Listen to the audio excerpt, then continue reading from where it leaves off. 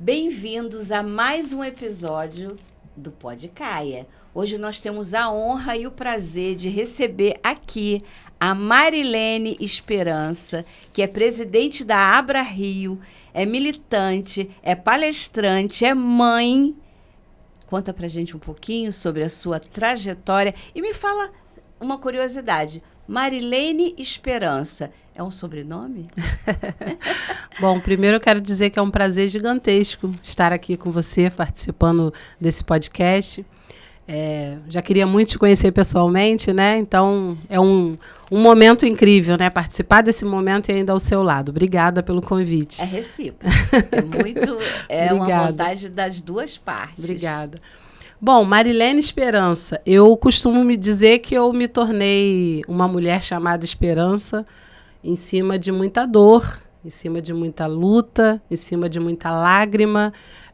Foi momentos de dor que se transformaram em amor e durante toda essa trajetória teve um olhinho chamado Óleo Esperança que mudou toda a minha vida, mudou toda a vida do meu filho e de toda a minha família. Então, a partir daí, eu comecei a utilizar esse nome, esse sobrenome, que é o sobrenome Esperança, que não faz parte do meu RG, mas faz parte do meu coração. Então, virou a minha marca. E depois que eu contar um pouco sobre minha trajetória, vocês vão entender melhor como que eu me tornei uma mulher chamada Esperança. O óleo tem o nome Esperança? É a sua marca mesmo? Não, da Abra Rio não. É o óleo Esperança, foi o primeiro óleo que meu filho fez uso, que é o óleo da Abrace. Então conta pra gente um pouquinho dessa trajetória com seu filho, como iniciou tudo? Bom, Lucas, eu me emociono muito cada vez que eu conto a história de vida do Lucas. Lucas é o meu filho mais velho, ele hoje está com 23 anos. Foi uma gravidez planejada, né? Eu sonhava em ter um filho, inclusive já tinha até nome. Eu sonhava em ter um Lucas. E fiz exames, tanto eu quanto o pai, antes mesmo de engravidar. E o Lucas veio de uma gravidez muito tranquila, de um parto muito tranquilo, e nasceu uma criança linda e saudável. Até que com seus 4 anos de idade, o Lucas teve uma crise convulsiva, sem febre. Nós corremos para o hospital com ele.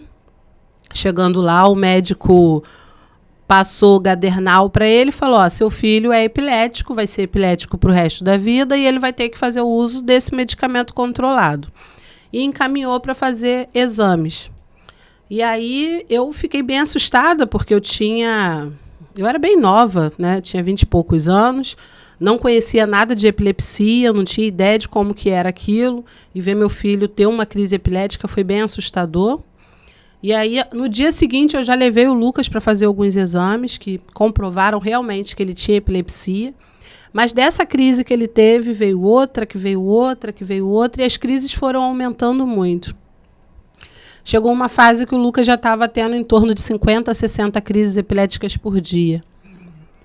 E aí eram crises sem avisar, então ele caía do nada, então vivia quebrando o dente, se machucando, com vários hematomas. Então eu tive que parar minha vida. Eu estudava na época, trabalhava, minha mãe que me ajudava com ele, eu tive que parar tudo para cuidar do meu filho, porque nem na escola não tinha condições dele ficar na creche. Sim.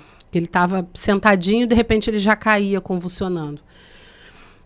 O médico que cuidava do Lucas na época, muito cuidadoso, vendo várias medicações, tentando o controle, mas a gente não tinha sucesso. Com 5 anos de idade, o Lucas teve uma crise muito forte, que ele caiu, bateu a cabeça e ficou desacordado por alguns minutos. E aí nós levamos para fazer uns exames mais específicos após essa queda. E aí o neurologista que acompanhava ele falou: olha, eu vou encaminhar você para um médico profissional na área, porque a gente viu aqui no exame uma lesão, mas que não é uma lesão por conta do tombo, é uma lesão já antiga. E aí encaminhou o Lucas para o doutor Eduardo Faverê, que acredito que você conheça, né? Foi o primeiro médico que prescreveu cannabis para minha mãe. Ele é maravilhoso. O doutor Eduardo Faverê virou padrinho do Lucas. É um médico incrível. Ele, inclusive, foi o primeiro médico prescritor de cannabis no Brasil, né? Há 10 anos atrás. Então, encaminhou para o doutor Eduardo Faverê, que na época, ainda é, mas na época o doutor Eduardo Faverê era um ícone, né, da neurologia, neuropediatra muito conceituado, uma consulta caríssima, e eu não tinha condições nenhuma de pagar. Também. Nenhuma. Então, quando eu fiz contato com ele, ele falou, pode vir que eu vou fazer uma consulta gratuita, eu vou dar uma cortesia para o Lucas. E aí, fui na consulta, chegando lá, ele imediatamente, vendo os exames, ele diagnosticou o Lucas com a síndrome de Rasmussen. E aí me explicou como que era a síndrome, que é uma síndrome degenerativa, raríssima, que causa epilepsia de difícil controle. É praticamente impossível controlar as crises de uma pessoa com Rasmussen. E me explicou como que seria toda a trajetória do Lucas. Mas uma coisa que eu não me esqueço, Claudinha, que ele falou para mim nesse dia, foi, mãe, quando ele me viu chorar, ele falou, fica calma, porque eu vou cuidar do Lucas como se ele fosse meu filho. E eu saí dali mais esperançosa, mas muito assustada com tudo aquilo, porque imaginando que meu filho nem teria tanto tempo de vida, né, com uma doença tão séria. E o doutor Eduardo, durante anos, cuidou de Lucas, cuida até hoje, nunca cobrou R$1 por uma consulta para o Lucas, uma consulta que era caríssima, a consulta dele, ele nunca me cobrou. O Lucas começou ali uma trajetória de tratamentos com ele. Anticonvulsivantes, idas e vindas de hospital. Como as crises eram muitas, às vezes precisava internar para fazer o uso de corticoides ou de imunoglobulina para tentar segurar as crises. Por diversas vezes eu quase perdi meu filho. E até que em 2014, numa dessas idas e vindas de hospital, o Lucas ele entrou em estado de mal epilético e ele ficou durante 18 dias convulsionando sem parar. E geralmente quando eu batia no hospital com ele, os médicos nem sabiam o que fazer, né? A frase que eu sempre escutei, mãe, eu nunca ouvi falar nessa síndrome, mas eu vou estudar, vou procurar saber. E aí sempre o doutor Eduardo me dando todo o suporte. E ao longo desses anos, era muita luta, muita dificuldade, então eu comecei a tentar buscar alguma perspectiva para tudo isso. Eu me perguntava muito por quê. E até então ainda não usava cannabis. Não usava cannabis. Nunca tinha escutado falar de cannabis, inclusive eu tinha um preconceito gigantesco. Eu fui criada na igreja, aprendi que maconha é coisa do troço ruim, que maconha destrói neurônios, todas essas, né? Que é porta de entrada para outras drogas, esses mitos que se fala, infelizmente, até hoje. Sim. E aí, ao longo desses anos, eu comecei a fazer um trabalho social, tentando amenizar a minha dor. Porque, como eu disse, eu me perguntava o tempo todo, poxa, eu fiz tudo direitinho. Por que meu filho está passando por isso? Eu não conseguia entender. E aí nasceu um projeto social, um projeto de acolhimento para pessoas com deficiência, chamado Projeto Lucas Esperança. Na verdade, o projeto ele começou, mas ele ainda não tinha nome. O nome veio para frente. Mas era um projeto de acolhimento, um projeto de mães, onde a gente fazia rodas de conversa, café da manhã, festinha para as crianças. Comecei a levar crianças com deficiência que nunca tinham ido à praia, a parquinhos. Enfim, durante todo esse período, fazendo um trabalho social para tentar amenizar minha dor. Em 2014, quando foi que o Lucas teve essa internação, que ele ficou esse tempo todo tendo crises, ao sair do hospital, eu fui diretamente no Instituto do Cérebro, onde o Lucas já estava se tratando com o doutor Eduardo. E chegando lá, eu falei para o doutor Eduardo, eu não aguento mais. Meu filho saiu do hospital num estado vegetativo, Claudinha. Ele saiu sem andar, sem falar, não mexia o pescoço.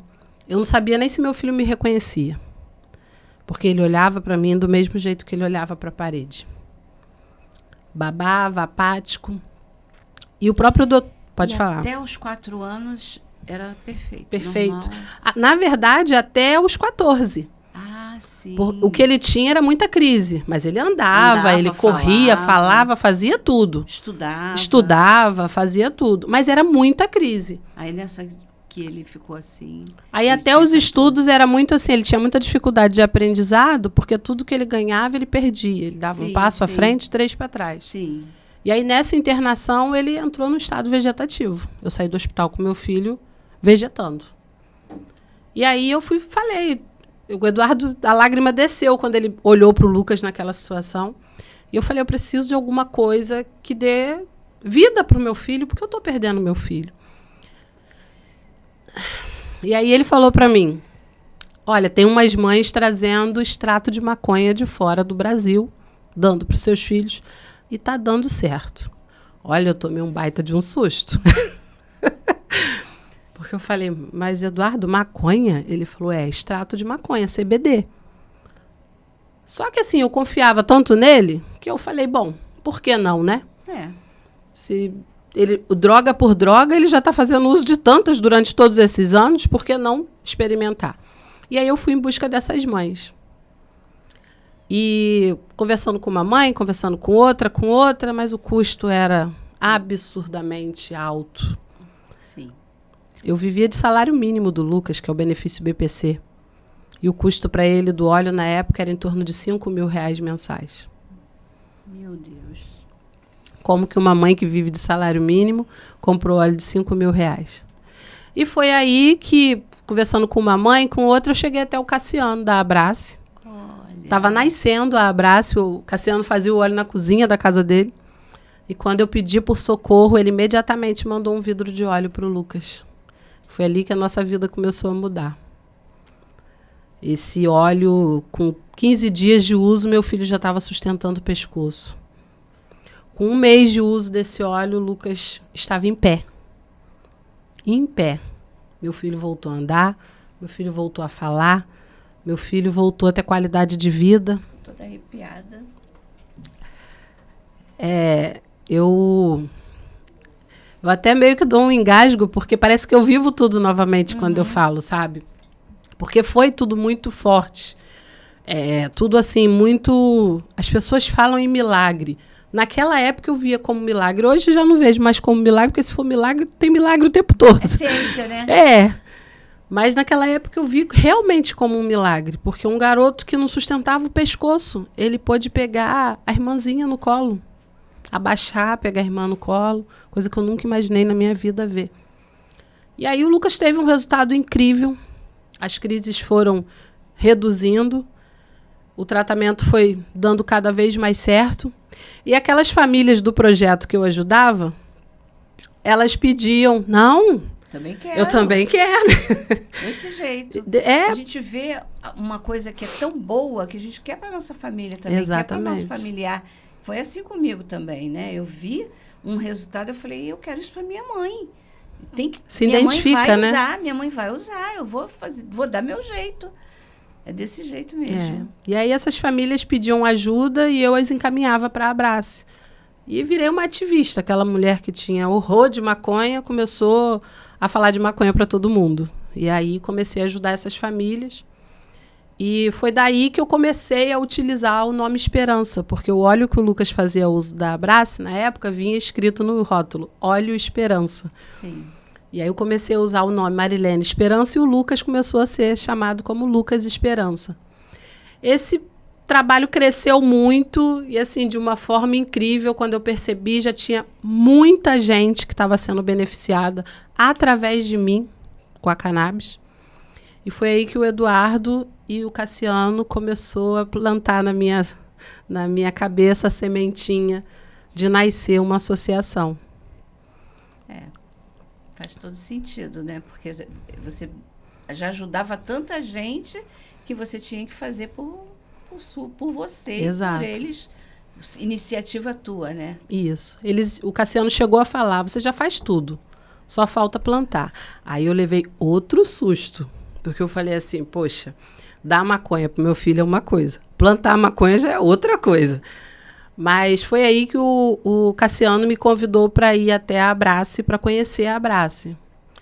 E foi aí que rolou a virada de chave. Aconteceu algo surpreendente lá, que de lá mesmo eu resolvi fundar a Abra Rio.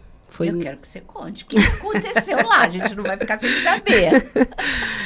Foi uma virada de chave assim, bem emocionante. Eu chegando lá, fui conhecer o laboratório, tive o primeiro contato com as plantas.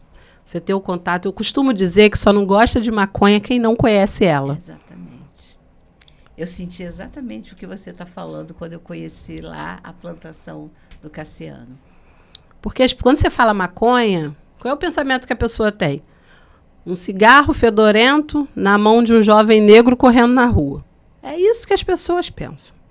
Ninguém, quando você fala em maconha, ninguém pensa numa planta que é tão bonita, cheirosa, né? E que traz tanta qualidade de vida. Mas a virada de chave não foi nem isso. Quando eu entrei na Abrace, você sabe que lá tem aqueles quadros. Você viu a foto do seu filho? Várias, Claudinha. Tudo quanto era lugar que eu passava. Foto do Lucas subindo escada. Foto do Lucas comendo. Foto do Lucas dançando. Todas as fotos que eu mandava para o Cassiano, ele imprimia e botava na parede.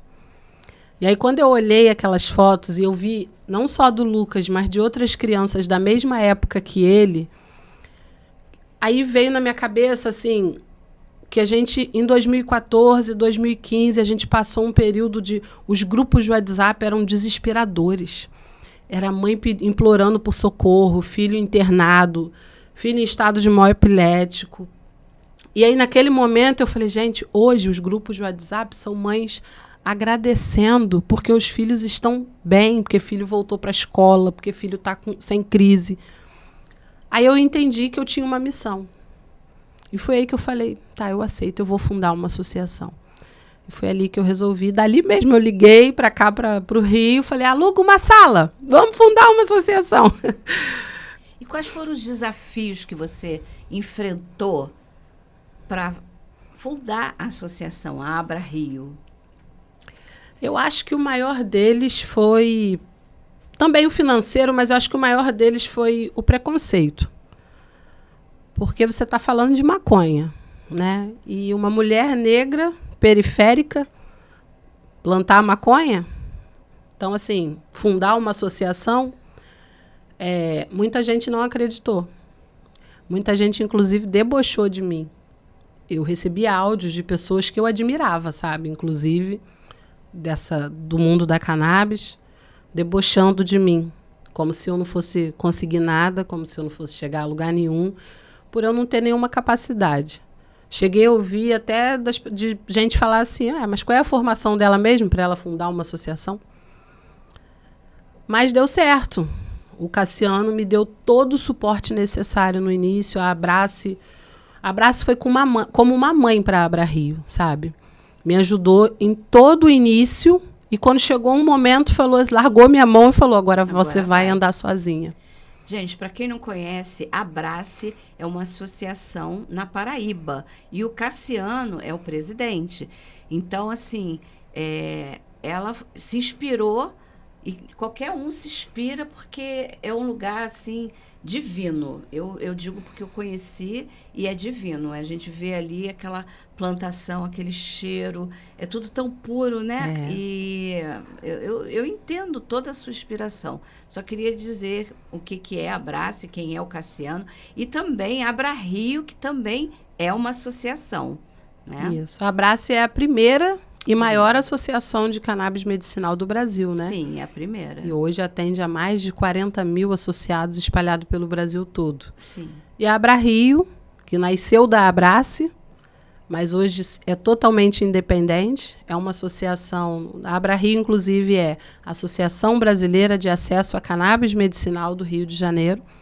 Nós estamos em Niterói e atendemos em torno de 2.600 associados. Estamos em 17 estados, mais o Distrito Federal. Temos 3 anos de existência. Hoje, plantando, produzindo e fornecendo produtos à base de cannabis para os nossos associados. E temos o nosso cultivo hoje autorizado. Nós somos uma associação com cultivo autorizado. Isso é muito importante. Como é que você conseguiu? Conta essa trajetória também, que é importante para as pessoas saberem que é possível, né?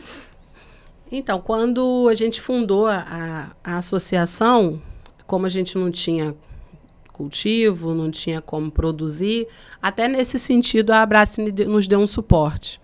A gente começou fornecendo óleos, que a gente recebia o extrato bruto da Abrace, e a Abrario diluía e envasava para fornecer.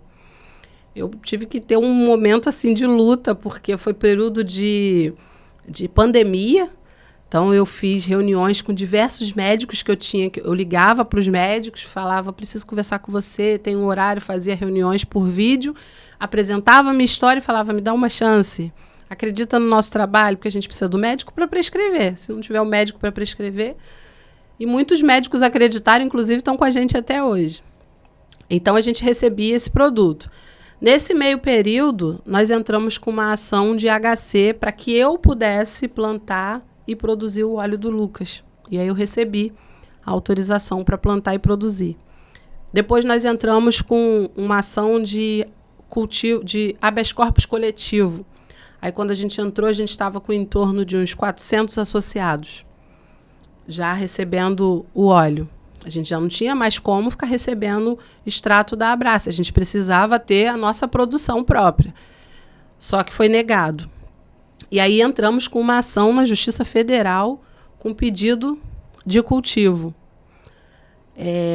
Quando a gente recebeu a liminar, né, que foi, se eu não me engano, no mês de agosto, quando a gente recebeu a liminar para poder plantar e produzir, a gente já estava com mais de 800 associados, já tinha dobrado. Então, assim, coisa de 3 ou 4 meses, dobrou a quantidade.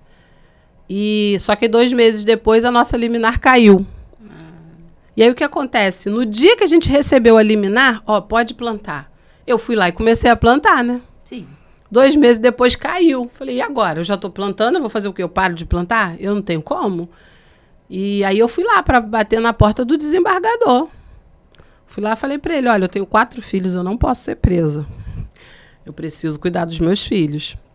Ele, calma, ninguém vai ser preso. Falei, meus colaboradores também não podem ser presos. Eu também tive o cuidado de assinar a carteira de todos os colaboradores, para ficar todo mundo certinho, para que se tivesse alguma batida policial, alguma coisa, eles percebessem que ali era um local de trabalho, não era um local que estava um monte de doido plantando maconha. Mas que sim, era um local de trabalho. Coloquei fotos de associados lá. A gente tem toda uma rastreabilidade, então tudo etiquetado, documentado. Então, a gente teve o cuidado de tentar organizar o máximo naquele período, com medo de ter uma batida policial, que graças a Deus não teve. E aí o desembargador falou, não, ninguém vai ser preso, não. Eu só pedi para refazer essa liminar de vocês, que vocês estão com poder demais. Medo de quê? Do que será que eles têm medo, né? Exatamente. Por quê, né? Como a doutora Carolina falou, que o desafio da cannabis não é ciência, é conhecimento, né? Exato. Exatamente. Nosso desafio falta muito conhecimento. É quebrar barreiras, quebrar mitos, né? Porque eu acho que está mais do que provado essa sua história fantástica que, nossa, seu filho renasceu, né?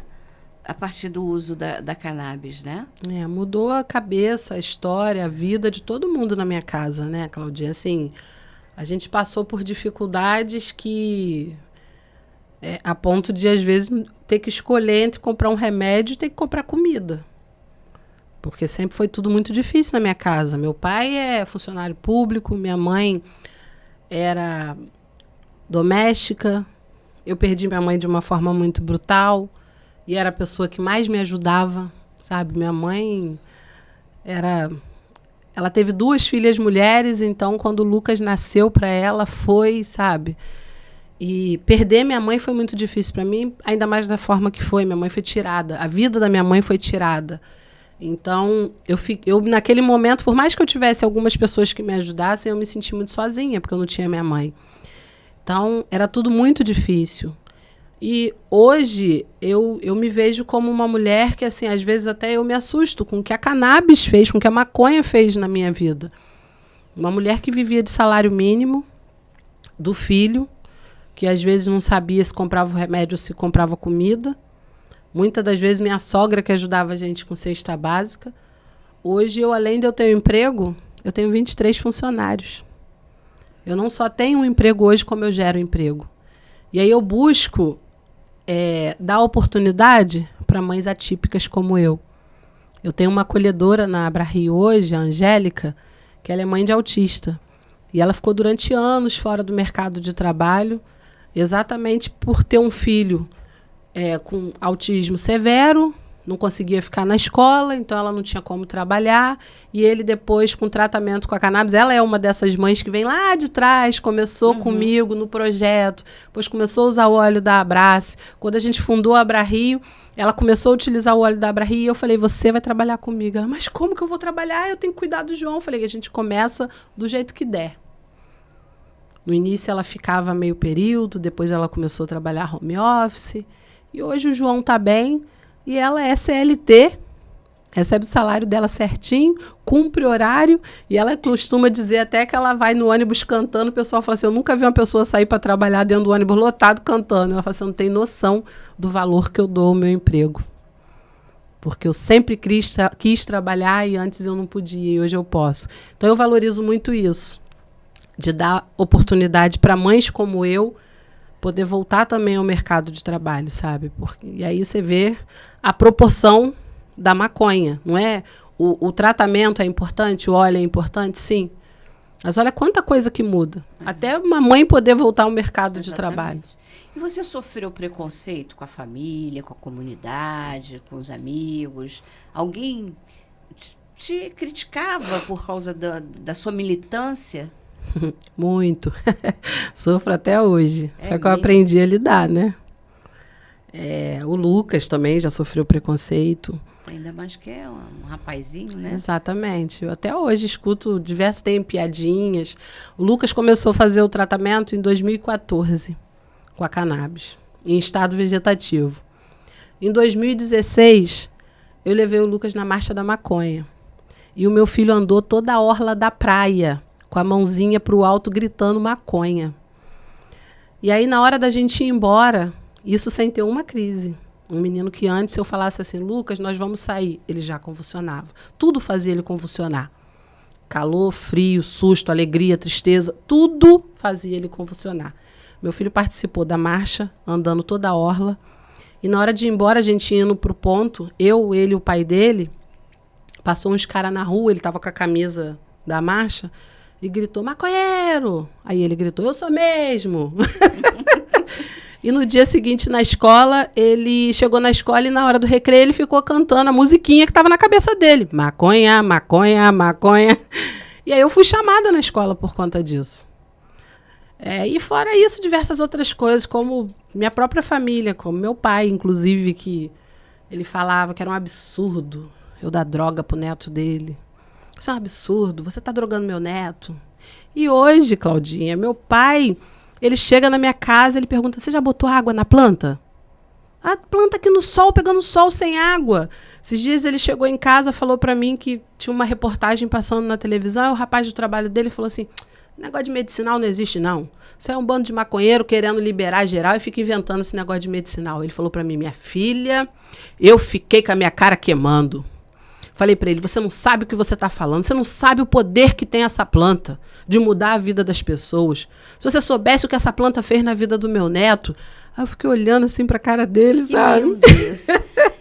Ele tem quantos anos hoje? Meu pai tem 60 e pouco, acho que em 68 que ele está, se eu não me engano. Se eu errar a idade dele, ele vai me matar depois, mas é 60 e pouco. Então, mas é uma reconstrução, né? Isso é tão importante, por isso que a gente está fazendo esse programa, esse podcast, porque a gente precisa abrir a cabeça das pessoas, porque é um momento crucial. As pessoas precisam aprender que maconha é remédio. Exato.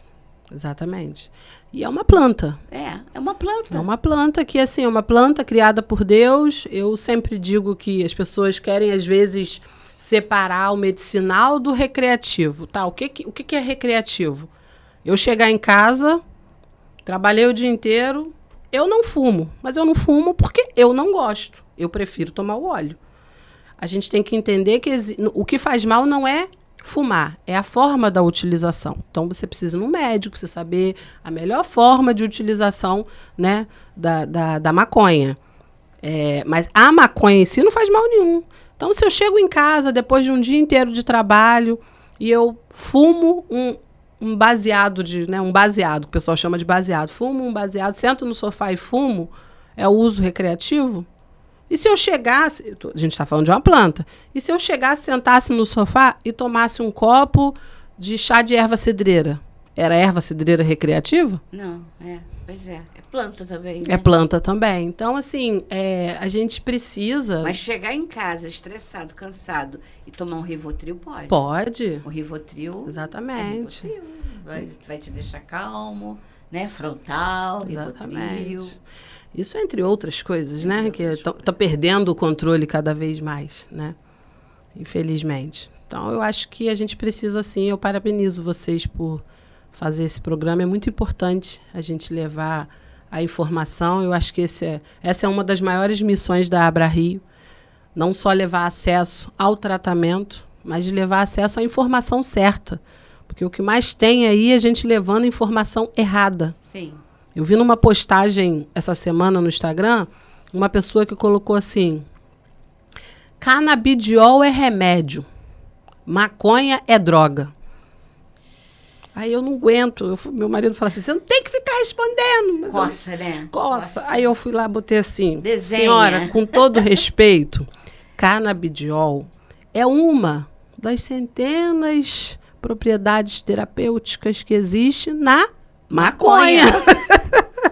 Então, assim, é importante falar. Com certeza. É importante falar. E eu falo maconha, porque é importante falar maconha? Porque é maconha. Sim, a gente não chama alface pelo nome científico? Exatamente. Se a gente não falar maconha, as pessoas vão continuar querendo separar o canabidiol, o THC da maconha. Exatamente. E não tem como separar porque é maconha. Exato. Então, tem que falar para quebrar mesmo. Tem que falar.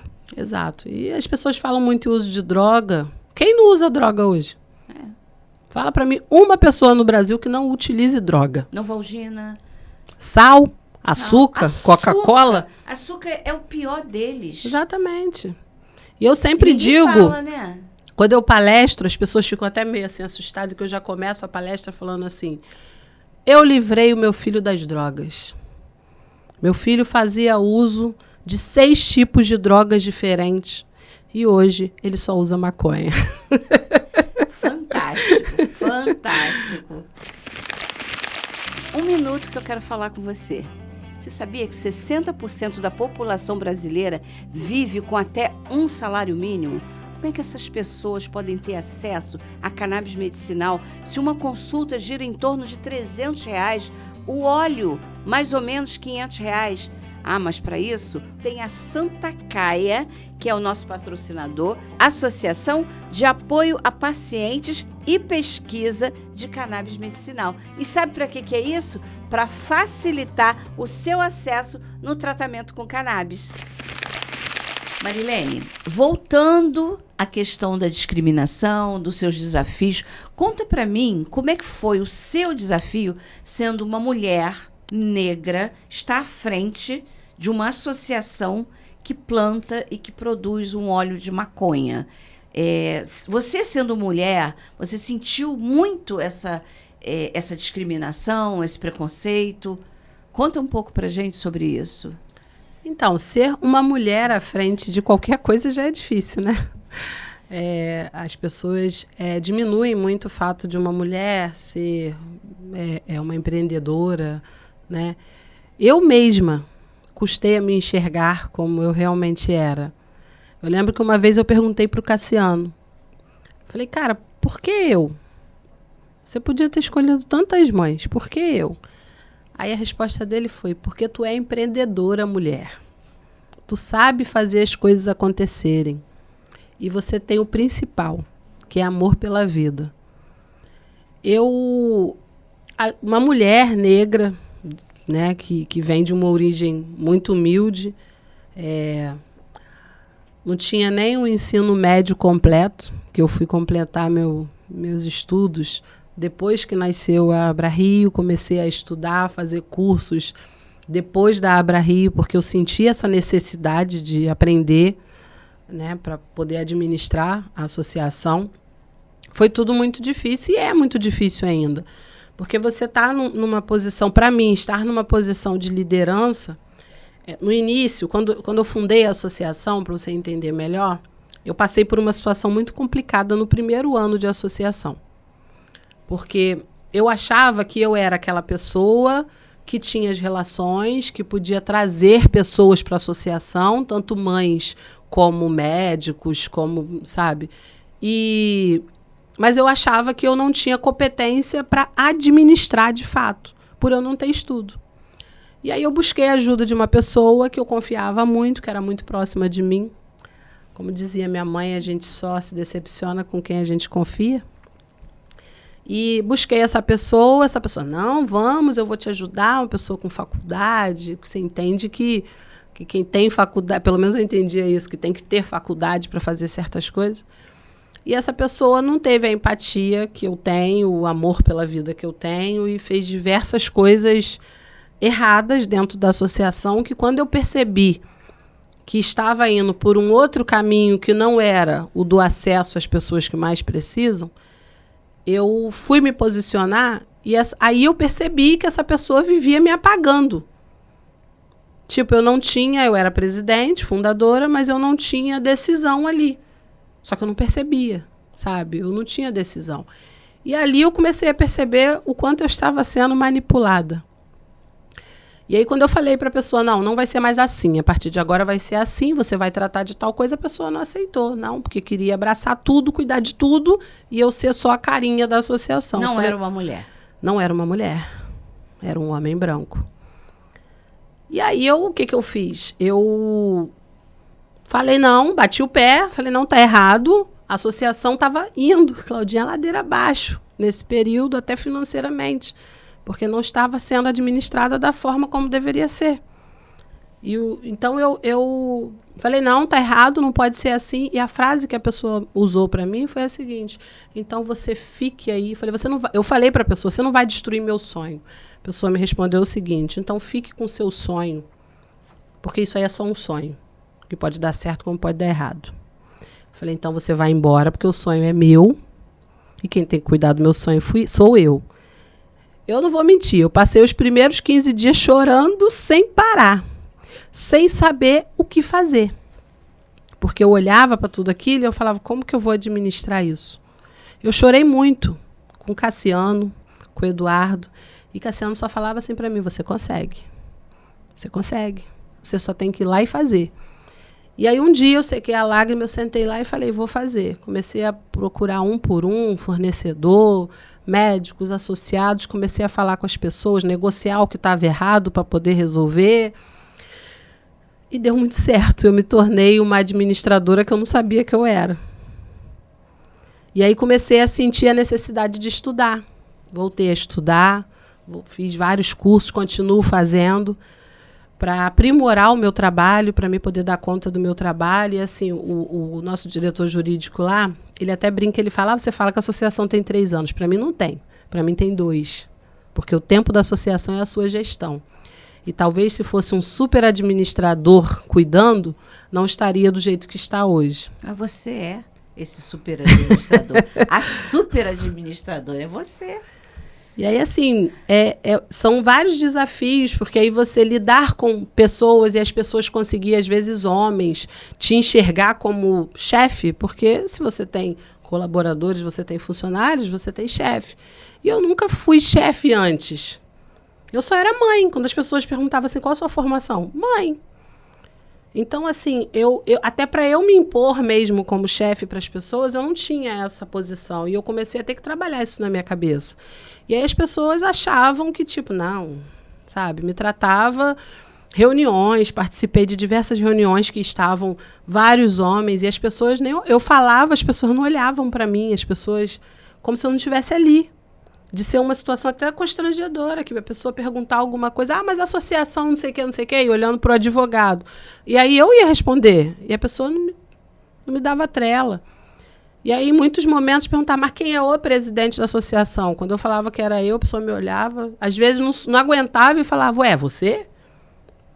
Sabe? Então, assim, muito mais vezes na forma de agir e no olhar, você sente o preconceito. Mas diversas vezes em atitudes mesmo, da pessoa querer te colocar para baixo, como eu disse, pessoas fazerem deboche, dizendo que AbraRio não ia acontecer, sabe? Que Cassiano estava querendo fundar abraço para tudo quanto era canto, como se eu fosse uma marionete de Cassiano, o que nunca fui. Nunca fui e ele nunca tentou me fazer. Cassiano sempre me respeitou muito, como eu respeito ele. E como eu disse no início, ele me deu o caminho, ele segurou na minha mão até um momento e depois ele falou, vai.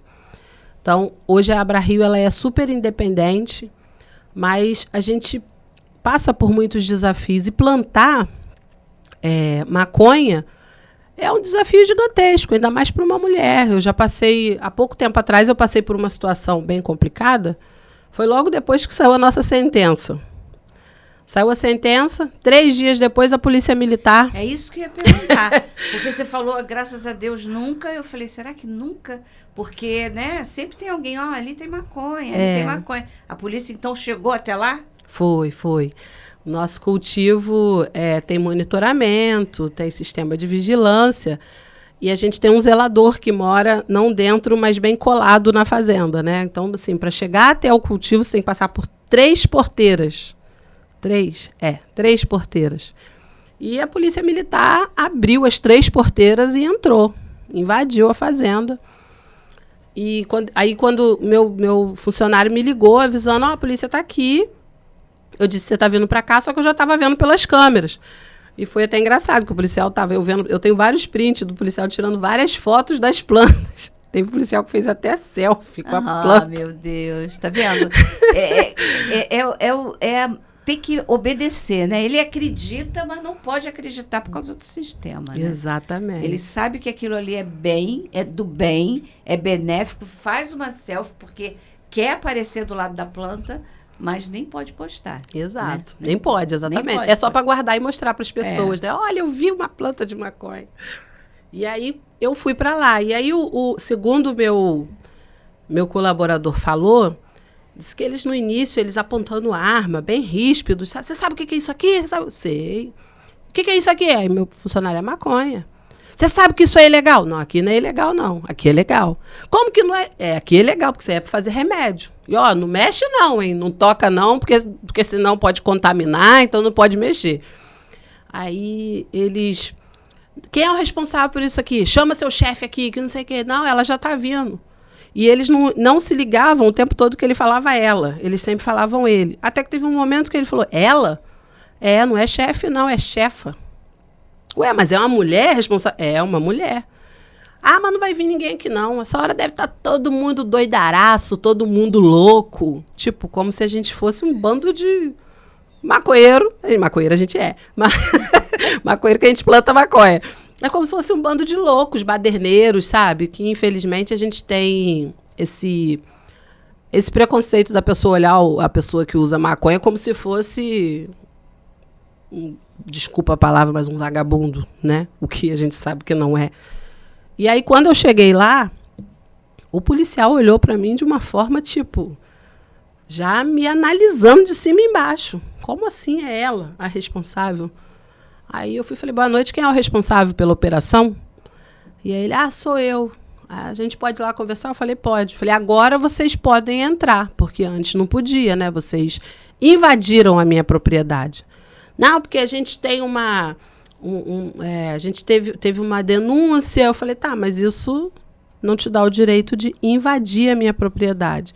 E aí, assim, o tempo todo eles agindo com muito preconceito, como se, tipo, mas como é que você conseguiu fazer isso aqui?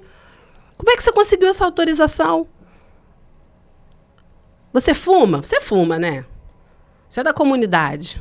Umas piadinhas, sabe? Umas coisas desnecessárias. Aí, quando eu percebi que estava indo para um lado... eu falei, vamos para a delegacia, vamos resolver lá. Então, assim, chegando na delegacia, outro problema, porque eles não sabiam o que fazer comigo. E aí eu falei, gente, vocês não sabem o que fazer. Eu estou presa? Não. Então eu posso ir embora? Não. Falei, então o que a gente vai fazer? Eu vou ficar aqui? Eu falei, então deixa eu ir lá falar com o delegado. O delegado falou que não quer falar com você, não. Menino, o delegado não quis me receber. Eu falei, eu quero ir lá falar com o delegado, apresentar a sentença para ele, explicar. Porque, assim, eu já expliquei para vocês e já apresentei documento diversas vezes. Vocês não me deram papel nenhum até agora. Vocês só estão falando. Aí queria voltar a malandragem deles. Eles queriam voltar no cultivo com perito, a fazer uma perícia do local.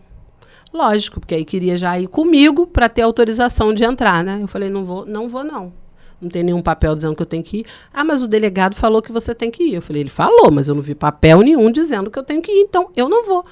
Vocês precisam da minha autorização para ir? Aí ele falou, não, se o delegado mandou, a gente vai com ou sem você. Eu falei, então vocês vão sem mim. Só que lembrando, eu não estou autorizando vocês entrarem lá. Ele vai lá fazer perícia para quê?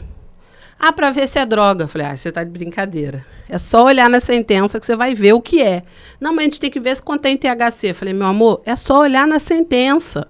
Ali diz que tem THC. Não precisa fazer perícia para isso, não. Então, assim, existe muito preconceito, sim, mas também tem muito falta de conhecimento. Com certeza. Sabe? Quando eu comecei a explicar para alguns dos policiais o que a gente fazia ali, nossa, depois teve policial que veio, olha, aquele rapaz ali tem um filho autista, tem como você dar o cartão para ele? Aí, sabe, hoje eu recebo policiais na associação que vão lá fardados buscar o óleo do filho, guardas municipais. Então, assim, a gente está conseguindo, né, abrir esse leque. É um processo. É um processo, mas ainda está bem... Tá, mas vai melhorar. Bem difícil. A gente tem muita fé e esperança, né? Muita esperança. Marilene, conta pra gente, você falou que o Lucas participou da Marcha da Maconha, né? Conta pra gente qual a importância dessa Marcha da Maconha para o movimento, pela causa. Como é que você vê esse movimento todo na militância? Bom, acho que primeiro que a gente tem que ter um sentimento de gratidão e de respeito muito grande pelos cultivadores. Porque se não fosse por eles, a gente não tinha maconha no Brasil. Então já começa por aí. As primeiras sementes de maconha que a gente teve aqui foi através, inclusive, de marchas, né, que doaram para mães, para movimentos. Então, assim, a gente precisa ter essa gratidão, que é um movimento que vem de... Assim, a gente tem hoje um movimento de mães, de associações, mas o movimento de marcha, o movimento de cultivadores, ele vem de muitos anos, de pessoas que estavam lá escondidas, fazendo os seus cultivos, e foi através deles que a gente começou a ter esse acesso aqui no Brasil. Então, primeiro que a gente tem que ter esse respeito. E segundo que, assim, a Marcha da Maconha, ela é vista como, por algumas pessoas, como um grupo de baderneiros que está querendo liberação geral das drogas, e não é nada disso.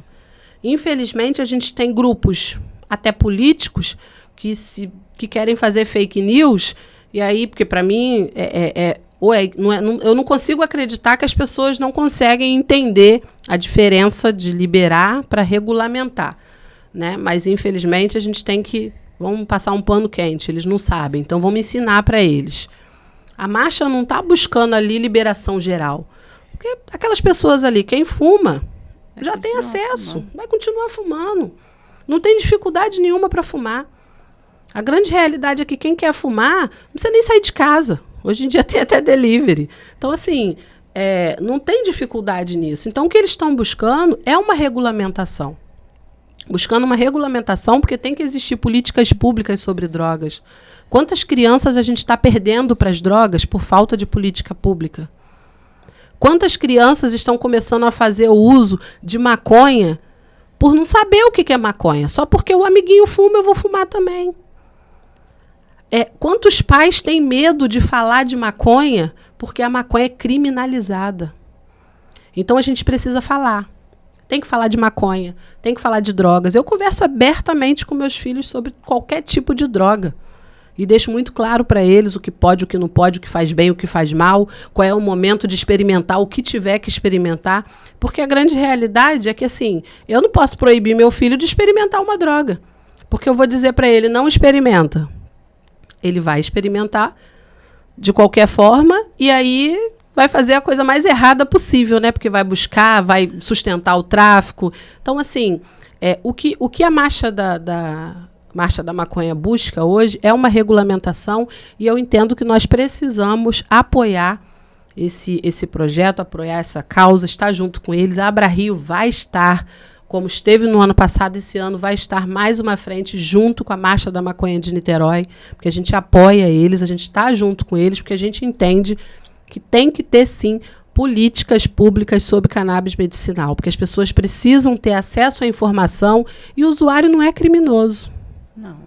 E não pode, não deve ser tratado como criminoso. É verdade. Eu diria paciente, né? Porque é uma medicação, né? Exato. A gente tem que definir muito e é regulamentando mesmo e tem que ter marcha, sim. É a marcha em busca da regulamentação. Exatamente. Marilene, fala sobre o habeas corpus coletivo. O que significa para a associação e como que isso funciona? Bom, isso funciona muito para... O habeas corpus coletivo funciona mais para associações menores. Associações que têm um limite de associados. Né? Quando você tem uma associação com limite de X pessoas, eu vou atender X pessoas. Aí você tem um habeas corpus para X pessoas. Você não pode plantar... Você vai ter uma quantidade de plantas que você pode ter, vai ter uma restrição.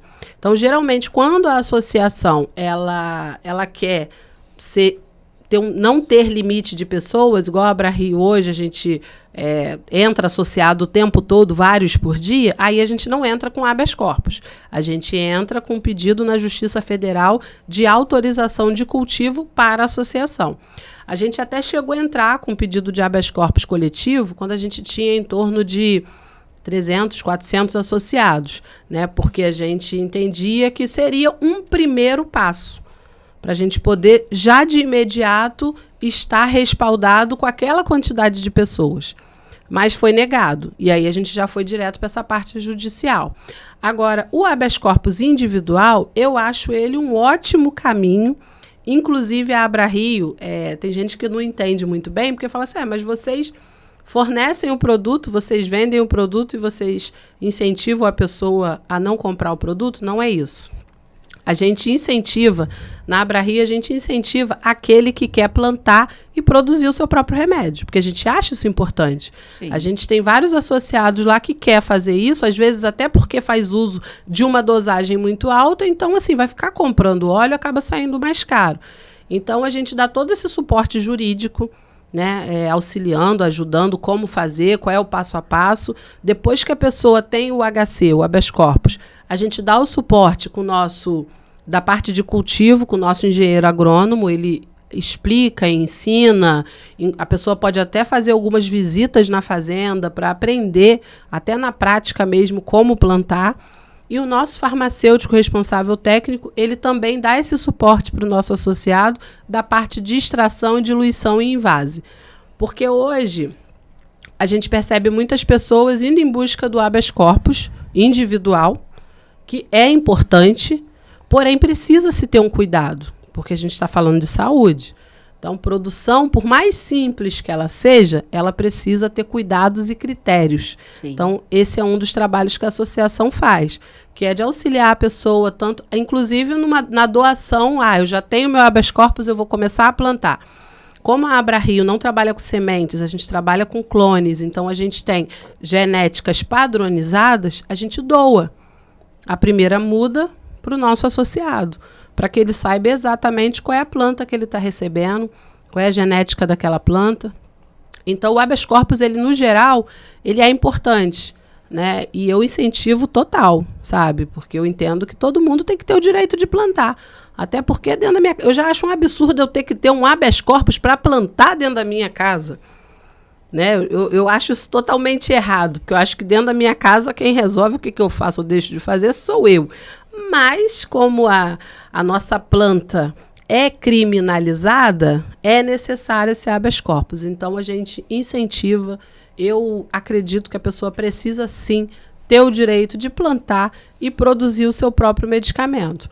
E aí, para essas associações que são menores, que tem um número mais restrito, né, de associados, a gente tem alguns grupos de pessoas que se reúnem, né? Por exemplo, algumas mães. Tem 200 mães de um grupo específico, mães atípicas que querem plantar e produzir o remédio dos seus filhos. Elas vão lá, entram com habeas corpus coletivo, vê um local específico para que elas possam plantar. E aí o ideal é ter uma associação ou ou algum profissional que oriente elas em toda essa trajetória de produção, só que aí vai ter, né, essa restrição, tanto de quantidade de pessoas, quanto de quantidade de plantas. Essa é a diferença do habeas corpus coletivo para o pedido na Justiça Federal, que é o pedido na Justiça Federal, assim como a ABRA-Rio. Hoje a gente entrou, tinha 400 associados. Hoje a gente está indo para 3.000, então a gente vai plantando de acordo com a quantidade de associados que a gente tem. Entendi. Me fala uma coisa, eu conheço o uso medicinal da maconha por volta de 4, 5 anos. Na época que eu conheci era para autismo e para crises epiléticas. Depois eu descobri, através do vídeo do Ivo, né, que serviria para Alzheimer. Me fala sobre houve um boom, um crescimento, assim, você começou com 200 associados, hoje você tem quase 4.000, né? Quase 3.000. Quase 3.000. Chegando a 3.000. Chegando a 3.000. Você sentiu que essas informações, a gente falar mais, cresceu rápido o número de associados e de pessoas que procuram? Ou foi assim, caminhando lentamente? Eu acho que quanto mais fala, mais cresce, sim. Porque é isso que você falou. Tem gente que acha que cannabis é para quem tem epilepsia, ou quem tem autismo, ou quem tem Alzheimer. Só que hoje, na ABRA-Rio, a gente trata em torno de 390 CIDs diferentes. E a gente, quando a ABRA-Rio começou, até um tempo atrás, o maior número de associados eram crianças autistas e, em segundo lugar, vinham os idosos com doença crônica, Alzheimer e Parkinson. Hoje, o maior número de associados é ansiedade. Diversos tipos de CIDs de ansiedade. Né? Então, assim, como que acontece? A gente está fazendo um podcast, a pessoa vai ouvir. Aí a pessoa não tem ideia de que faz bem para Alzheimer. Aí conhece alguém que tem Alzheimer e fala, caramba, é bom para Alzheimer. Sim. Né? Ou então você está falando sobre a minha avó. A minha avó, ela começou a fazer uso faz pouco tempo. Minha avó está com 86 anos. Eu sou muito ruim de idade. Até a minha eu esqueço, mas a minha é conveniente. Está com 86 anos, ela estava tendo vários picos de pressão. E aí a pressão dela subia por conta da ansiedade. Eu conversei com minha sogra, falei, vou ver o médico e tal. Passou pela consulta. Ela tinha dia que ela ia 2, 3 vezes no dia, correndo para o hospital, porque a pressão dela do nada chegava a 19. E aí minha sogra chegou a um ponto que ela ficava o tempo todo verificando, vigiando a pressão dela. E aí ela começou a fazer o uso do óleo, deve ter mais ou menos um mês. A pressão da vozinha não passa de 16. Então, assim, pressão alta. Mas por quê? Porque estabilizou a ansiedade. Então, eu acho que a gente falar no assunto é importante, porque quem está ouvindo, quem está vendo, vai se identificar de alguma forma, né? E quem não conhece alguém que tem problema de pressão, ou que tem problema de diabetes, ou que tem fibromialgia, né? Que é outra coisa que tem tido um resultado incrível, né? Para fibromialgia. Eu fico impressionada com o que está fazendo. Inclusive, eu comecei a usar, né? Eu sou paciente de cannabis também. Eu comecei a usar para insônia, ansiedade e fibromialgia. Sendo que eu não sabia que ajudava na hipertensão. Eu sou uma pessoa hipertensa que eu tenho a minha pressão controlada, sem tomar remédio. Só uso cannabis. E aí eu comecei a observar, porque minha mãe também, né? A minha mãe toma para Alzheimer e muita gente não sabe, mas aquelas agressividades, tudo é em função da ansiedade. E aí melhora a ansiedade e melhora o humor. E a pressão também fica estabilizada. Minha mãe não tem pressão alta. Minha mãe vai, quando precisa ir a médico, ela vai e a pressão dela está sempre 13/8. Sempre, sempre. E ela um dia foi hipertensa. Olha, então, é engraçado que as pessoas sempre me perguntam, mas cannabis trata o quê? Eu falo, cannabis trata a pessoa, exatamente por isso. Porque ela equilibra, ela controla. Né? Então, assim, eu mesma comecei a usar cannabis por causa de dor na coluna. E aí começou a tratar ansiedade, sono, endometriose, diversas outras situações em mim começaram a controlar depois que eu comecei a fazer o uso do óleo. Você começa a fazer o uso... Às vezes a gente recebe mãe lá na associação que mãe de autista. Aí fala assim, não, chega lá porque meu filho grita muito, porque meu filho grita muito, porque meu filho grita muito. Aí começa a fazer o uso do óleo. Aí quando volta, e aí, mãezinha, seu filho melhorou? Ah, ele continua gritando muito, não está fazendo efeito esse negócio, não. Não está fazendo efeito, não. Como é que está o sono dele? Menina, ele não dormia, está dormindo a noite toda.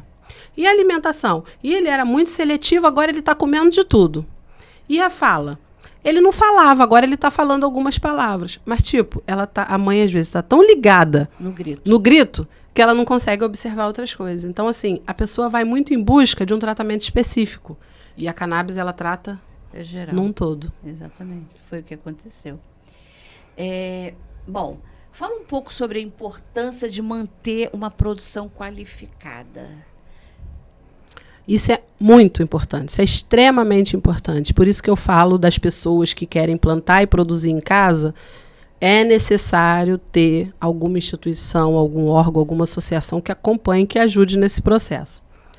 Na AbraRio hoje, a gente tem profissionais qualificados, né? A gente tem uma fazenda, nessa fazenda a gente tem a área de cultivo e um laboratório. No laboratório funciona extração, diluição e invase. E os óleos já saem prontos de lá direto para a sede, que é onde é feita a retirada. No cultivo, o responsável pelo cultivo, por toda a parte de plantação, é um engenheiro agrônomo, que é o nosso diretor de cultivo, e trabalha com ele uma agrônoma que também lida com a parte das plantas, fora os outros profissionais. A gente não trabalha hoje mais com sementes. E as que a gente recebeu foram lá atrás da Abrace, né, que foi que nos ajudou a organizar e padronizar as nossas genéticas. Então, todas as nossas plantas são feitas com sistema de clonagem. Dessas madres, a gente tira pequenas estacas. Essas estacas vão para uma rustificação, aonde ali elas passam alguns dias. Aí eu já não entendo muito dessa parte, para explicar de uma forma mais clara, mas é mais ou menos isso. Passa um período na rustificação. Dali da rustificação, ela vai para a parte do mudário, onde ela passa um período ali na parte que ela já se torna muda, né? A gente chama de berçário, para onde ela vai, se torna muda, e dali, depois de um período, ela vai para o chão. Aí ali no chão ela passa um tempo crescendo, encorpando, e depois ela vai para o estágio de flora. Durante todo esse período, desde lá da madre até a parte de flora, ela vem com uma etiqueta. Uma etiqueta que diz qual é a planta que ela é, e tem toda uma rastreabilidade de documentos com datas, períodos, por onde ela passou, o que foi feito, o que foi utilizado. Floriu, é feita a colheita, coloca num saquinho a vácuo, etiquetado, e vai para o laboratório. Chegando no laboratório, aí já é um farmacêutico responsável técnico, que é o responsável pela extração, diluição e invase. Ali ele faz a parte de extração, terminou de fazer a extração, ele tira uma amostra e envia para a DAO, que é uma empresa privada, e envia para a Unicamp, que é nossa parceira, onde ali é feito as análises, né? Então, hoje a gente trabalha com 3 tipos de planta. Planta rica em CBD, planta rica em THC e a planta 1 para 1, que é o equilibrado de CBD e THC. Mas mesmo a gente sabendo o que a gente tendo essa rastreabilidade, a gente envia para que, quando chega esse laudo, um deles é um laudo para saber a quantidade de canabinoides que tem, né, de cada canabinoide que tem, e o outro laudo é para saber questão de resíduos, né, de contaminantes, se tem alguma coisa. Após receber esse laudo, é que o farmacêutico faz a produção, faz a diluição. A diluição a gente utiliza MCT, que é o triglicerídeo de cadeia média, o famoso óleo de coco. É um produto mais caro, mas é o mais indicado. A gente utiliza esse produto para fazer a diluição, e dali vai para o vidrinho, aonde nesse vidrinho, no rótulo, vem o número de lote. Esse número de lote, você já tem a rastreabilidade de toda aquela trajetória desde lá da planta. Então, assim, você fez uso de um óleo da AbraRio. Você teve qualquer tipo de reação, pelo número de lote do seu óleo, a gente consegue ter a rastreabilidade da planta que foi utilizada. E fora isso, ele também tem uma amostra que ele tira de cada lote de produto que ele faz, e ele guarda, né? Ele coloca lá num espacinho lá, que aquela amostra ali, se tiver algum problema, que graças a Deus não tem acontecido, tiver qualquer problema, daquele óleo ali você faz uma nova análise para saber se houve alguma alteração. Então, assim, é muito importante essa rastreabilidade, porque uma coisa é eu produzir um vidro de óleo na minha casa para dar para o meu filho. Outra coisa é eu produzir para quase 3.000 pessoas. A gente está falando de saúde pública. É algo muito importante, né? E muitas crianças, muitos idosos. Então, assim, a maconha, a gente sempre diz, ela não faz mal. Nunca matou ninguém. Não houve história de que já tenha matado. Não há. Nunca matou ninguém. Porém, a gente sabe que algumas pessoas têm uma certa intolerância ao THC. Então, ele pode causar um certo mal-estar em algumas pessoas. Então, você tem que saber, naquele vidro ali de óleo, o que tem de THC, o que tem de CBD, para que o médico possa se basear naquele laudo ali e fazer a prescrição. Entendi. Muito organizado, né? Marilene, as leis mudam muito, né? Está sempre mudando. Você acha que Abra-Rio ainda tem algum desafio quanto a isso, em relação às leis? Muitos desafios, né? A gente está vivendo um momento aí em que a maconha virou um ouro verde. A maconha virou uma forma de ganhar dinheiro para muita gente, desde prescrição até produção, até venda. Infelizmente, hoje, se você botar lá no Facebook assim, preciso comprar óleo de cannabis, vai aparecer um monte de gente te procurando para te vender.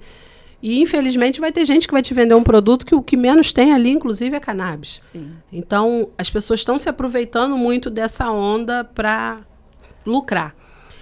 E, politicamente, eu vejo a mesma coisa.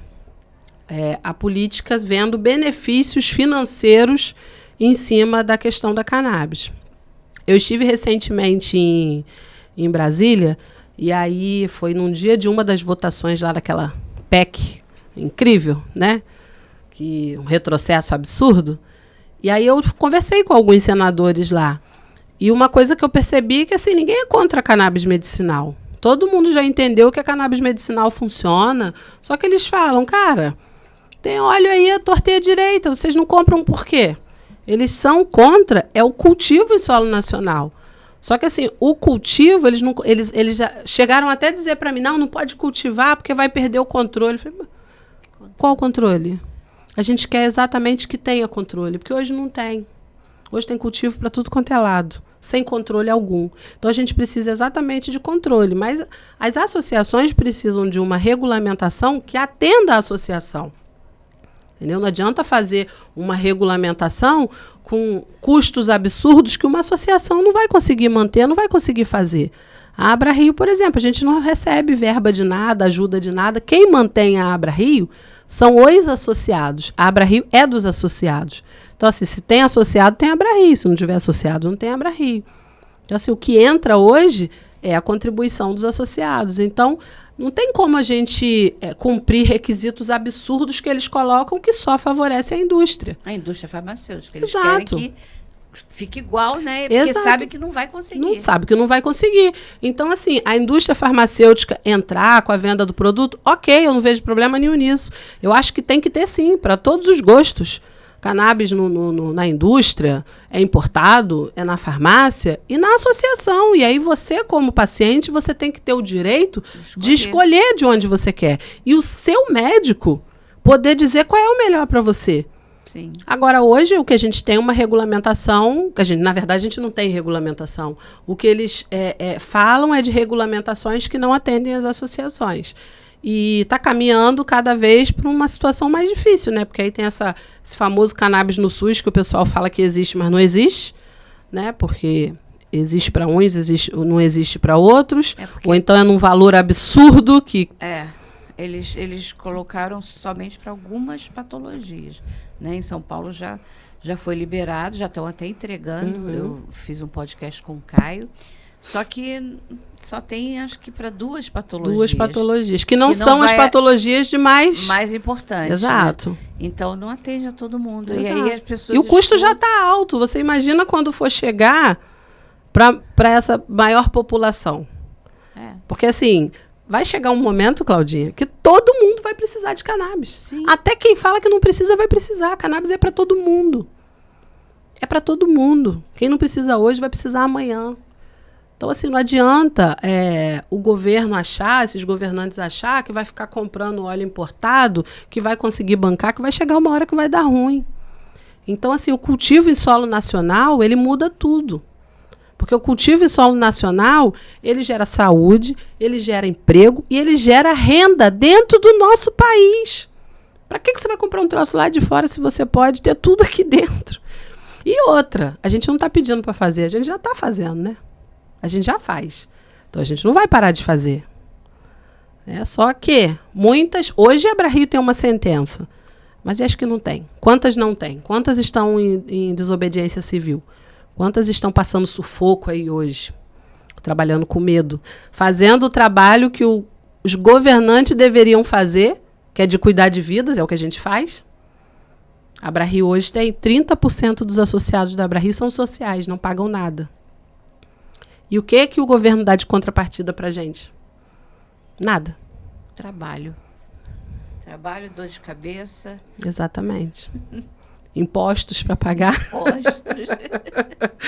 Exatamente. Marilene, e o curso que você falou? Conta sobre esse curso de cultivo. Como é que foi a sua ideia? Quem deu esse curso? Conta pra gente.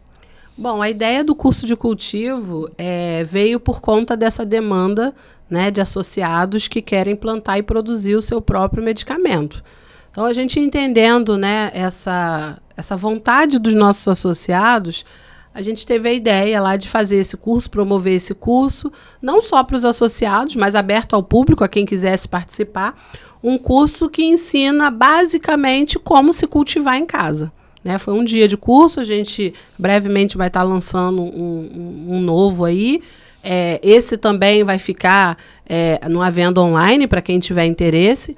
É um curso rápido, simples, mas onde as pessoas que querem plantar, produzir o seu próprio medicamento, elas podem aprender como fazer em casa, entendeu? Então, basicamente é isso. É uma ajuda para aqueles que querem plantar em casa e não sabem nem como começar. E nesse curso você também ensina como fazer legalmente? Também, com certeza. Na verdade, são vários módulos, né? A gente faz a parte de o curso de cultivo, aí tem um curso jurídico, onde explica toda essa parte das necessidades do habeas corpus, isso a gente explica direitinho, e também tem o curso de extração e diluição, que é onde a gente ensina como produzir o seu medicamento em casa de forma correta, né, com todos os cuidados necessários. A gente até auxilia também fazendo a ponte dessas pessoas com as universidades para que elas possam levar o seu produto para ser testado, porque não adianta só fazer, ela precisa fazer e saber se o produto saiu com qualidade. E foi bom você falar isso, Claudinha, porque é importante frisar para as pessoas que, assim, é importante sim poder plantar e produzir o seu medicamento. É um direito, né? Mas é necessário fazer da forma certa. Tem que ter habeas corpus, porque é perigoso, dá cadeia de verdade. Então, não é só, se acordou, vou plantar. Não, pelo amor de Deus, gente, não faz isso não, que é perigoso. Entendi. E como é que começa? Eu não vou fazer, não fiz o curso, mas como é que começa? É uma muda? É semente? Então, pode começar através de semente, né? Só que hoje semente é bem caro, né? Não é barato, dependendo da pessoa, né? do padrão de vida da pessoa, às vezes ela vai ter uma dificuldade, porque você tem que comprar uma semente que seja qualificada, que você saiba que realmente é aquilo ali. Então, assim, pela associação, se for um associado, a gente prefere dar esse suporte para a pessoa doando uma muda. É associado, tem o habeas corpus, a gente doa uma muda para esse associado. Porque aí com essa mudinha já sabe ali qual é a genética da planta, se é CBD, se é THC, para saber exatamente o que essa pessoa faz uso. Porque você imagina, a pessoa faz uso de CBD. Aí ela vai planta uma planta que chega daqui a pouco vai ver é THC. Ou então planta uma semente e aí quando cresce é macho, tem que matar. Então não adianta muito. Então, assim, a gente dá esse suporte porque o ideal é começar por clonezinho. Inclusive, no curso, a gente ensina como fazer clone. Porque aí, dessa muda que ela recebeu, ela pode fazer com que essa muda se torne uma planta mãe e ela fazer clones dessa planta. Eu sei que a planta fêmea é que produz a flor, mas eu sei que muitos ouvintes aqui não sabem, então conta isso aí também, porque você falou, se for macho, tem que matar. Então conta essa história que só a fêmea que pode produzir. Conta pra gente um pouquinho sobre isso. Eu não entendo muito da parte de agronomia, né? Isso aí o Rafael sabe explicar bem melhor, mas é isso. Tem a planta macho e tem a planta fêmea. E a planta que tem essa produção das flores que a gente utiliza, tanto para medicamento, quanto para quem faz uso in natura, é a planta fêmea. A planta macho, ela não tem qualidade nenhuma, não serve para nada, além de ser bonita também. Então, a macho não dá flor? Não dá flor. Que incrível! É a fêmea que dá, aquela flor linda, maravilhosa. Linda, cheirosa, dá vontade de comer. É verdade. É muito bonita mesmo. É muito bonita mesmo. Eu já recebi deputados, né? Lógico, não vou falar nome, mas já recebi deputado que tinha... Não, porque maconha, não sei o quê. E aí foi lá na fazenda, quando olhou, falou assim, gente... Que maravilha. Mas que cheiro bom! Isso aqui é maconha mesmo? Porque, tipo, tá acostumado que maconha fede. As pessoas falam que maconha fede. E não, maconha não fede. Maconha é cheiroso demais. Eu costumo, as minhas plantinhas lá em casa, eu coloco para secar no meu banheiro. E aí a casa fica toda perfumada. A técnica de enfermagem que cuida do meu filho, uma vez, no início, quando ela começou a cuidar do Lucas... Na primeira semana ela chegou, tinha uma lá que estava lá para secar. E aí ela, nossa, mas como a sua casa é perfumada? Que erva é essa que você usa para perfumar a casa? Eu, maconha. Que isso, minha filha? Eu falei, maconha, você nunca viu não? Vem cá que eu vou te mostrar. Assim, eu tenho planta em casa, né? E o meu objetivo com a planta em casa é mais exatamente esse. É de uma forma cultural. Eu não produzo em casa. Minha planta em casa é cultural. É para as pessoas verem. Essa é a minha ideia. Eu gosto de ter planta sempre para que as pessoas vejam, para que as pessoas conheçam a maconha. Bacana. Maconha tinha que estar na praça, né? No jardim. Poxa. Marilene, como que as pessoas, a população, de um modo geral, podem apoiar as associações para o plantio da cannabis para uso medicinal? Olha, existem várias formas que podem ser apoiadas, né? E eu sempre digo que você sempre pode apoiar de alguma forma. Ou apoiar de uma forma financeira, né? Porque, como eu disse, a Abra Rio, por exemplo, quem mantém a associação são os próprios associados. Então, a gente tem hoje um número de associados sociais muito grande.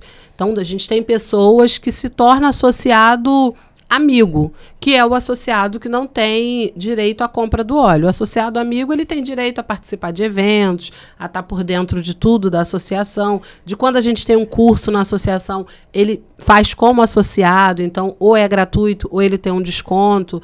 E aí, quando você se torna um associado amigo, você está dando a oportunidade de uma pessoa que não tem condições de pagar uma anuidade, ter isenção. Essa é uma das formas. Ou de fazer algum tipo de doação financeira que pode ser no valor de acordo com o que a pessoa pode fazer.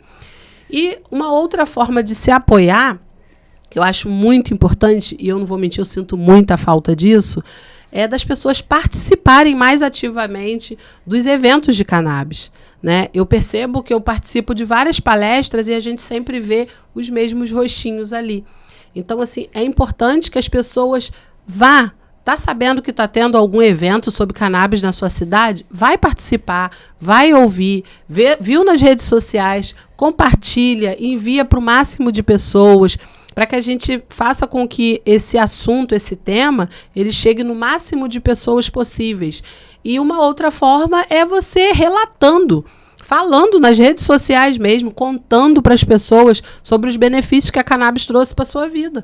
Porque se você fala sobre... Quanto mais pessoas a gente tiver falando sobre os benefícios da cannabis, mais a gente vai estar pressionando esse governo para uma emergência, porque a gente está numa emergência. E quem tem dor tem pressa, né?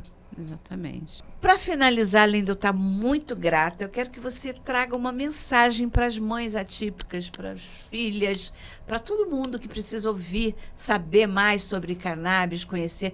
Fala um pouquinho, fala com essas pessoas que estão te ouvindo. Bom, primeiro eu quero agradecer, né? Agradecer mais uma vez pelo convite. Obrigada.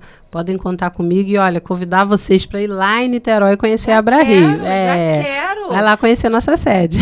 Já conhecer quero. Nossa fazenda também. É isso que eu quero. Isso aí. E, bom, eu quero deixar aqui...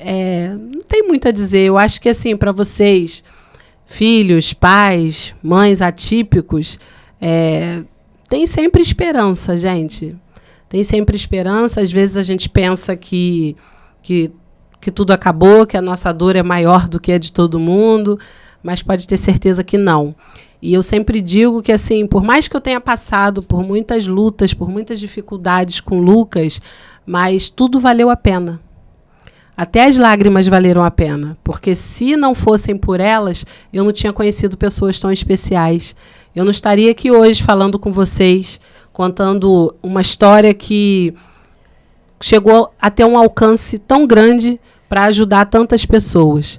Então é um pouco disso. Eu quero que vocês, se vocês puderem, me sigam nas minhas redes sociais. O meu é Marilene Esperança. O da associação é Abra Rio Oficial. É um que tem uma fotinha roxinha, tá? Porque tem um outro lá que não é nosso, só Abra Rio. Abra Rio Oficial e Marilene Esperança. Nos sigam nas redes para vocês ficarem por dentro do nosso trabalho, saber como que funciona a Abra Rio, esse trabalho que é um trabalho de amor ao próximo, porque a Abra Rio é muito mais do que uma organização. É um movimento vivo que persiste na luta pela dignidade humana. Que lindo. Obrigada. Obrigada, gente. E aí, gostaram do episódio com a Marilene Esperança, da Abra Rio? Muita história, né? Mulher guerreira. Eu aposto que você não sabia dessas coisas. Gostou mesmo? Então não deixe de compartilhar, curtir e mandar seus comentários, tá? Se você ainda não é inscrito, se inscreva e ative o sininho, que aí você não perde nenhum episódio.